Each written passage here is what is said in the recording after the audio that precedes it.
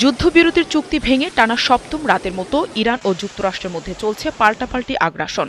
শুক্রবার রাত থেকে ড্রোন ও যুদ্ধ জাহাজ ব্যবহার করে ইরানের নজরদারি স্থাপনা, সামরিক রসদ সরবরাহ অবকাঠামো, ভূগর্ভস্থ অস্ত্র ভাণ্ডার এবং সামুদ্রিক সক্ষমতা সংশ্লিষ্ট বিভিন্ন লক্ষ্যবস্তুতে হামলা চালিয়ে যাচ্ছে মার্কিন বাহিনী। ইরানের উপকূলীয় এলাকায় সামরিক বাহিনীর হামলায় একটি পানি শোধনাগারে পানি সরবরাহ পুরোপুরি বন্ধ হয়ে গেছে। এতে ২০টি গ্রামের প্রায় ১০,০০০ মানুষ পানির তীব্র সংকটে ভুগছেন।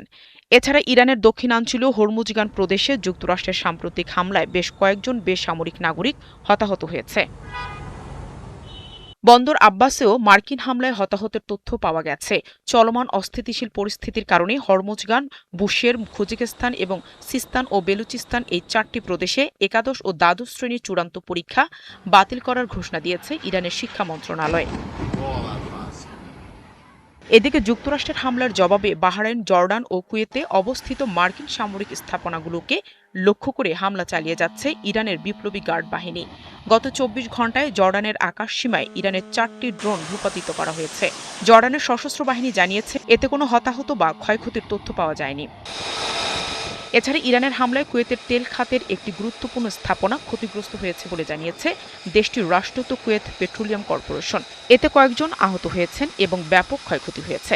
কুয়েতের ফায়ার সার্ভিস জানিয়েছে শনিবার সকালে ইরানের হামলার পর দুটো স্থানে অগ্নি নির্বাপন কার্যক্রম চালানোর সময় বেশ কয়েকজন দমকল কর্মী হতাহত হয়েছেন। এদিকে ইরানের হামলার জেরে কুয়েত আন্তর্জাতিক বিমানবন্দরে উড়োজাহাজ ওঠানামা সাময়িক স্থগিত রয়েছে। তবে উপসাগরীয় দেশগুলো এরই মধ্যে পরিস্থিতি মোকাবেলায় বহুমুখী কৌশল নিয়েছে।